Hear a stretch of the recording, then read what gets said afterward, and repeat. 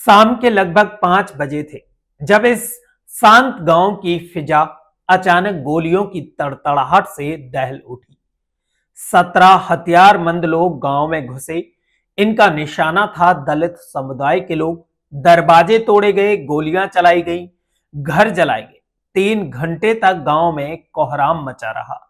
24 निर्दोष लोग मार दिए गए। इनमें 7 महिलाएं और 2 मासूम बच्चे भी शामिल थे।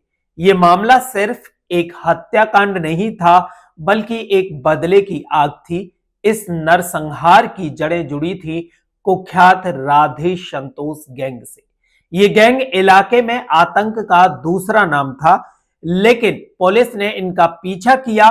कुछ गुर्गों को गिरफ्तार कर लिया गया और इस एनकाउंटर का एकमात्र चश्मदीद गवाह 4 दलित लोग थे, जिन्होंने कोर्ट में गैंग के खिलाफ गवाही दी।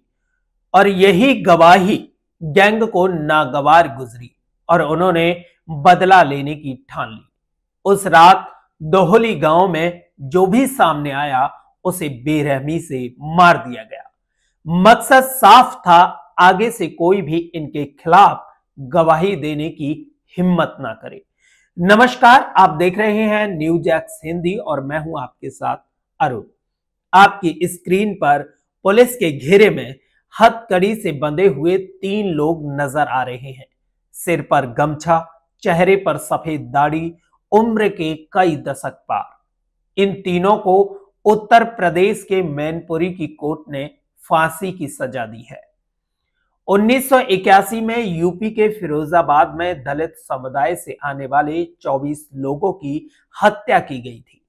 इसी मामले में इन तीनों को कोर्ट ने दोषी पाया। घटना के लगभग 44 साल बाद इनको फांसी की सजा सुनाई गई। लेकिन क्या फांसी की सजा मिलने के बाद इन दोषियों को अपने किए पर पछतावा हुआ? नहीं, बल्कि एक दोषी तो मीडिया के सामने जोर जोर से चिल्लाया, मां की कोख में दाग नहीं लगने देंगे, बलिदान हो जाएंगे, कुर्बान हो जाएंगे। यानी सजाए मौत भी उस अपराधी विचार को खत्म नहीं कर पाई, जिसके खिलाफ कानून ने दशकों बाद ही सही मगर इंसाफ दिया है।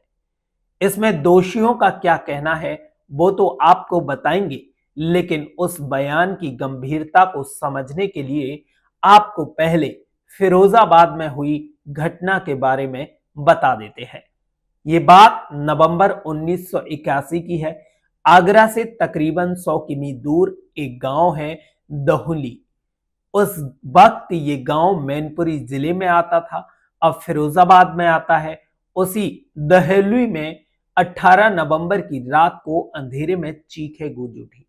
शाम 5 बजे के करीब 17 हथियारबंद बदमाशों ने गांव में घुसकर अनुसूचित जाति के लोगों की बस्ती में हमला कर दिया। सारे हमलावर पुलिस की वर्दी में आए थे। गोलियों की तड़तड़ाहट और आग की लपटों ने गांव के मंजर को शमशान जैसा बना दिया था। 3 घंटों तक लगातार फायरिंग की गई। घरों के दरवाजे तोड़े जा रहे थे।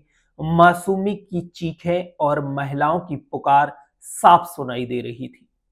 24 दलित लोगों को बेरहमी से मार दिया गया। इंडियन एक्सप्रेस की रिपोर्ट के मुताबिक मरने वालों में 7 महिलाएं और 2 मासूम बच्चे भी शामिल थे। मगर सवाल यह है कि इस पूरी घटना के पीछे कौन था? इसकी कहानी शुरू होती है एक पुलिस एनकाउंटर से।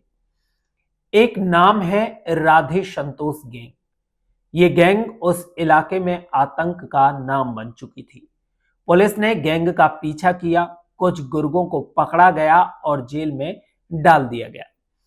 लेकिन इस पूरे एनकाउंटर को अपनी आंखों से देखने वाले 4 लोग दलित समुदाय से आते थे। वो दोहली गांव के रहने वाले थे। चारों ने गैंग के खिलाफ गवाही दी, लेकिन जिस गैंग के खिलाफ इन्होंने गवाही दी, उस गैंग को ये गवाही नागवार गुजरी और बदला लेने की ठान ली गई। 18 नवंबर 1981 की शाम 17 हमलावर गांव में घुस आए। जो सामने से आया उसे गोली मार दी। घरों को लूटा गया और देखते ही देखते पूरा गांव मातम में डूब गया। जब पुलिस पहुंची तो हमलावर गायब हो चुके थे। 24 लोगों को मार दिया गया था। इस मकसद के साथ एक ही कहानी थी कि इसके बाद राधेश्याम गैंग के खिलाफ कोई गवाही देने की हिम्मत ना कर पाई। जो लोग जिंदा बच गए वह लोग इस बर्बरता, इस हत्याकांड के खिलाफ लड़ाई लड़ते रहे। इतनी लंबी लड़ाई जो 44 सालों तक चली। इस बीच 17 आरोपियों में से 13 आरोपियों की मौत हो चुकी थी। एक आरोपी फरारी काटता रहा। प्रोसिक्यूशन यानी अभियोग पक्ष कोर्ट से कहता है कि राधे संतोष गैंग के ज्यादातर सदस्य अपर कास्ट से आते थे। कुछ सबूत, कुछ गवाह पेश किए जाते हैं ये साबित करने के लिए कि हत्याएं डराने धमकाने की नीयत से की गई थी ताकि गवाही ना दी जाए। फिर इंसाफ की एक उम्मीद नजर आती है 11 मार्च 2025 को, जब कोर्ट में 3 अपराधियों को दोषी ठहरा दिया जाता है। इस केस की सुनवाई स्पेशल डकैती कोर्ट की जज इंदिरा सिंह कर रही थी। उन्होंने तीनों आरोपियों को सामूहिक हत्याकांड और साजिश का गुनहगार माना। फिर 18 मार्च को मामले पर सजा सुनाई गई। इसमें तीनों दोषी कप्तान सिंह, रामसेवक और रामपाल कोर्ट में मौजूद थे। क्योंकि तब यह गांव मैनपुरी में आया करता था, इसलिए इसकी सुनवाई फिरोजाबाद कोर्ट की जगह मैनपुरी कोर्ट में हुई। कोर्ट ने तीनों अपराधियों को फांसी की सजा सुनाई और साथ में 50,000 रुपए का जुर्माना भी इनके ऊपर लगाया गया।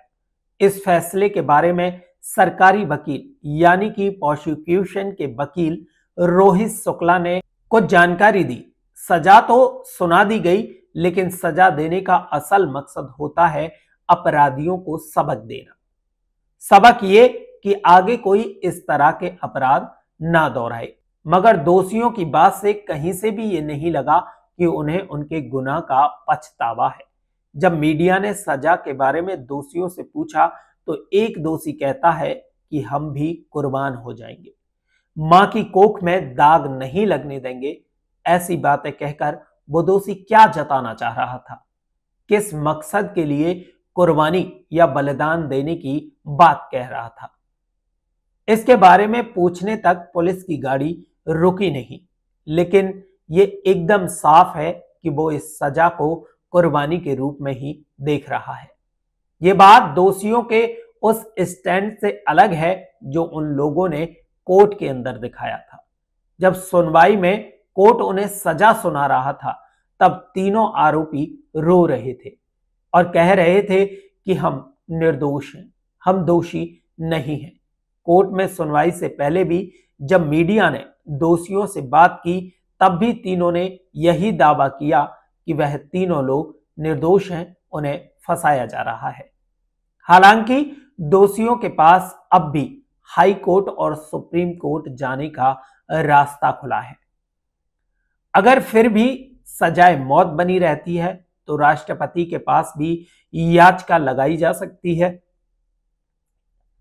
इसलिए इंसाफ पूरा तब होगा जब दोषी अपनी सजा तक पहुंच जाए।